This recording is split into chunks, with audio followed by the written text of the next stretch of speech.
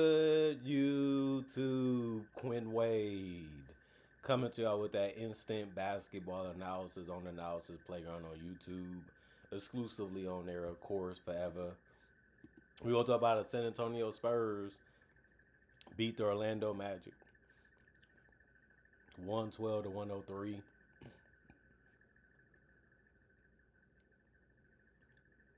The Orlando Magic are 25 and 23 and 10 and 14 on the road. The Spurs are 33 and 16 and 17 and 6 at home. They were playing at home in this game. The Spurs won that first quarter 37 to 21. The Magic came right back and won the second quarter 40 to 23, but they did lose that third quarter 26 to 18. In the fourth quarter 26 to 24, they just couldn't keep up their scoring against the Spurs, and the Spurs kept finding so much success in the paint and on a perimeter that the Magic just couldn't keep up to be able to win this one. Paulo Banchero, 35 minutes, he had 19 points. He went 6 of 12 from the field, 1 of 1 from 3, 6 of 8 from the free throw line. Efficient scoring night, but you wanted him to dominate just a little bit more because they needed somebody to do it in that starting lineup besides Desmond Bane. He had 10 boards, so he finished with a double-double. 4 assists, 4 turnovers, and a steal. 2 offensive rebound, 1 personal foul, and a minus 30 in plus minus. Wendell Carter Jr. played 19 minutes. He had 2 points. He went 1 of 7 from the field or 2 from 3. So he didn't have a great shooting night at all. He also only had 2 rebounds, no turnovers. He did get 2 steals, but he also got in foul trouble. That's why he didn't play a lot of minutes. And he was a minus 24 in plus minus and finished with 5 fouls. Desmond Bane was driving, shooting, scoring in a lot of variety of different ways. A really good game showing you all the things that he can bring to the table and do. And he's been really good for them, especially the last couple weeks. He played 25 minutes, had shot 10 of 17 from the field, 1 of 2 from 3, 4 of 4 from the free throw line. He had 4 rebounds, 4 assists, 2 turnovers, and a steal. 1 offensive rebound, 4 personal fouls, and was a minus 10 and plus minus. Jalen Suggs, 32 minutes, 5 points, 2 of 13 from the field. Obviously, he's one of their important pieces, so when he has an off night, you have a good chance of losing that game, especially because he shot the ball that bad. 1 of 6 from 3. He didn't even take any free throws. He did have 6 rebounds, 6 assists. He also had 4 turnovers. That didn't help, but he did get a steal in a block, 1 offensive board, and 1 personal foul, and was a minus 15 in plus minus. Anthony Black, he played 30 minutes. He had 11 points. He got some good drives to go and had some nice threes, but he still finished 4 of 12 from the field, which isn't that good. And he also did go 1 of 1 from the free throw line, but he only had 1 rebound, 2 assists, 2 turnovers, 2 steals. If he wasn't going to score great, you need him to do something else at a high level. Didn't really happen in this one for him. 3 personal fouls and a minus 24 and plus minus. Everybody that was healthy and was available to play got on the court for the Magic, mainly because they was down big. Wagner, Mortiz, 8 minutes, 8 points. He went 3 of 6 from the field, 2 of 4 from 3. He's a big body. He got good touch. He got good range, and it worked out for him really well in this one. No turnovers, 1 personal foul, and a minus 7 and plus minus. Jonathan Isaac, 15 minutes, 9 points. He ended up scoring the most points off the bench. He also went 4 of 6 from the field, 1 of 2 from 3 to get those points. He had 1 rebound, 1 assist, no turnover, and 2 steals. The 2 steals ended up being the most off the bench. He had 1 offensive board, 2 personal fouls. It was a plus 11 and plus minus. Tristan Da Silva played 28 minutes. He had 7 points. He went 3 of 9 from the field and 1 of 5 from 3. He's usually one of their better performers. Not so much these last couple weeks. They really need him to shoot the ball better and score better. But he did have 5 rebounds, 3 assists, 1 turnover, 1 steal, no personal fouls, and a plus 9 and plus minus. Noah Penda, he had open looks all game. He still went 3 of 5 from the field and missed every single 3, but he did go 1 of 1 from the free throw line. He had 7 points in 13 minutes. He had 2 rebounds, 2 assists, no turnovers, and a steal. 1 offensive rebound, 1 personal foul, and was a plus 23 and plus minus. Goga Patadze, 9 minutes, 4 points, 2 of 2 from the field, 2 rebounds, no turnovers, 1 personal foul, and a plus 11 and plus minus. Tyus Jones, 9 minutes. He ended up going scoreless, and It was mainly because he took no free throws or no field goals. One rebound, two assists, no turnover, zero personal foul in the -5 and plus minus. Jet Howard, 2 minutes, 3 points because he made his only shot, which was a three. And then he had no turnovers, no personal foul, didn't do anything else, and was a +8 and plus minus. And then Jace Richardson, he made a three. He made a field goal that was a two and went 1-1 from the free throw line. He had no turnovers, no personal foul. He didn't really do anything else, but he only played 2 minutes, so it's hard to do something. Anyway, and there was a +8 and plus minus. And then you look at the San Antonio Spurs. They really brought their A game. They really did a good job of finding guys cutting, driving, or just getting it on their own.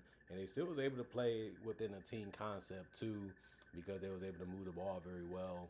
And this one better than the Magic. On top of that, they rebounded the ball real well, and they also didn't stop forcing the issue a lot, and that's how they got a lot of free throws. But Harrison Barnes for them, he played 29 minutes. He was the only starter to not score in double figures for the Spurs. He finished with 7 points. He went 2 of 5 from the field, 1 of 3 from three, 2 of 4 from the free throw line. He usually never shoots the ball that much anyway.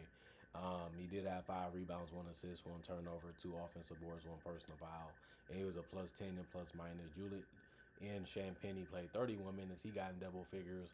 He had 11 points. He went 3 of 7 from the field, 2 of 6 from three, and 3 of 3 from the free throw line. Try to catch the ball, shoot a three, dribble if you can't, move the ball. Other than that, that's all he's really out there to do besides grab boards. He had 8 of them tonight. That's really great to see. 1 assist, no turnovers, 4 personal fouls, and a +23 and plus minus. Victor Wembanyama, 28 minutes, 25 points, 7 of 13 from the field, 0 of 4 from three, 11 of 15 from the free throw line. He did a good job of scoring the basketball, a good job of battling amongst the other bigs in this game, and using that length and that size to finish with contact and be aggressive too. And it's always good to see that too, because Victor can get more perimeter focused a lot, and sometimes it works, sometimes it doesn't, and that's something that he's going to have to continue to find out when to do and what to not do in those situations when they're guarding them and trying to make things tough and difficult. 2 assists, 2 turnovers, 4 steals. The 4 steals was the most on the bench, and also 5 blocks. That was the most on the team, just like the steals. Tonight, he also had 3 personal fouls and was a +14 and plus minus. De'Aaron Fox, 30 minutes, 14 points, 7 to 14 from the field, 0 of 3 from the 3 point line. He did have 10 assists, so he finished with a double-double. He's capable of doing that with the team that's around him, and he's a tough cover anyway because he's shooting the mid-range. He didn't make the threes tonight, but he can do that too, and he can always get past you. 3 turnovers, 1 steal, 1 personal foul, and a +9 and plus minus.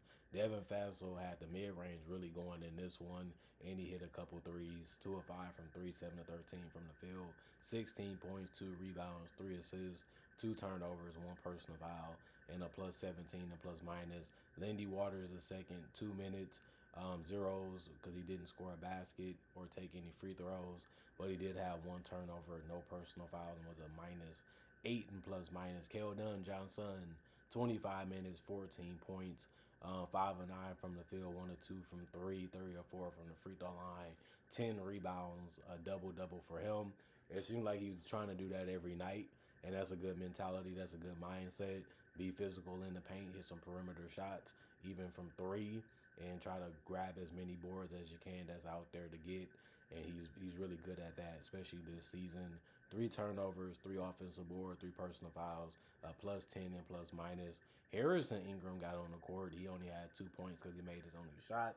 But other than that, he had zeros across the board, no turnovers, no personal fouls, and was a -8 and plus minus. Carter Bryant got on the court for 16 minutes. He had 6 points and went 2 of 6 from the field, 1 of 1 from three, 1 of 2 from the free throw line. He did have 2 boards, no turnovers, 2 personal fouls, 1 offensive board, and a -18 and plus minus. He's a really good scorer, and he's a guy that can use his length and his size to be able to do that at a good level. He didn't have the greatest night, didn't have a bad night. He was good. Big Net Luke Cornett got on the basketball court for 18 minutes and played really good. 2 points, 1 to 2 from the field, but still got them 4 rebounds and them 3 assists and 2 steals. He also only had 1 turnover. The worst part of his night was getting 3 personal fouls, 2 of his rebounds out of the 4 was offensive. He was a +3 and plus minus. Jordan McLaughlin, 2 minutes. He ended up going scoreless. He also only had 1 assist, no turnovers, no personal fouls, and a -8 and plus minus. Stanley played 2 minutes. He didn't score a basket. He also took no free throws. He didn't have no turnovers. He did have a personal foul and was a -8 and plus minus. And then Dylan Harper, 28 minutes. That was the most on the bench, and also a good game from him. He was really attacking. He hit some perimeter shots, and he also got to the free throw line. He's going to be a tough cover because he's just so strong at knowing what he wants to do and getting it anyway. He just has to be under control more. He has to continue to make sure he's reading the defense the right way to make the passes when they are available. And then obviously if the jump shot goes consistently, he's going to be a 20-point scorer easily if he gets the opportunity in the minutes. But he had 15 points. He went 6 of 12 from the field. That's efficient. The problem was 1 of 5 from 3. You want him taking mid-ranges. You want him taking threes at this point in his career. Tonight was no different because he also went 2 of 4 from the free throw line. He did have 6 rebounds, 5 assists. The 5 assists was the most off the bench. He also had 2 turnovers, 1 steal and a block, 3 personal fouls, and was a +9 and plus minus. 82 field goals for the Spurs, 50% from the field, 91 attempted by the Magic. They only made 44% of them, 33s taken by the Magic, 33% of them, 29 threes taken by the Spurs, 28% of them, 15 free throws taken by the Magic, 87%, 32 free throws taken by the Spurs, 69%, 48 rebounds by the Spurs, 34 for the Magic, 24 assists for the Magic, 27 for the Spurs, 15 turnovers for the Spurs, 13 for the Magic, 8 steals for the Spurs, 11 for the Magic, 6 blocks for the Spurs, 1 for the Magic, 8 offensive rebounds for the Spurs, 6 for the Magic, 40 defensive rebounds for the Spurs, 28 for the Magic. They missed more shots. And then 22 personal fouls for the Spurs, 19 for the Magic, but the Spurs shot 32 free throws. And the Magic only shot 15, even though the Magic did shoot a better percentage. The Spurs are already scoring better than them, executing better than them, getting more stops, and then they got more attempts at the free throw line that can allow them to score more points, and they did. So that's a game where you just got dominated and you just got beat by the better team. The Spurs are the better built team. They do have all of their players, no Franz, for example, in this one. For example, obviously that helps, the Spurs, but they should have walked in this one feeling confident that they can get it done and they can get the win, and they ended up getting it. So all I can say is the Spurs got to keep beating these type of teams. Sometimes they get beat by them. Sometimes they don't shoot the ball well. They don't move the ball well enough. And sometimes Victor settles a lot offensively, especially for those tough pull-up jumpers.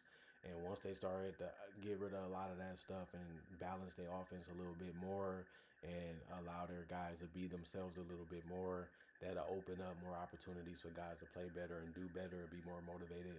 And that can also help them be better defenders. And they have the athleticism, they have the length, they have the speed and quickness at every position.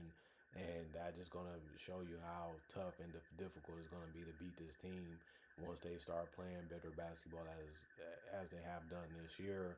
I still think it's another level they can get to, and we'll see if they do, or if they make a move to try to find a way to speed it up even more like they did when they got De'Aaron Fox, and it's working out tremendously for them, as you can see this season.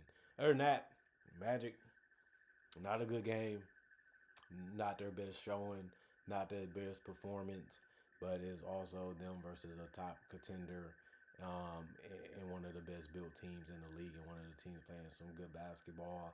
They couldn't match it. They couldn't keep up with it, obviously, and it was just their demise. Other than that, comment, like, subscribe, share, hit that notification bell to get the analysis when it first come out. Y'all stay blessed up. Y'all stay good. Peace. And I'll see y'all later today, hopefully with more analysis.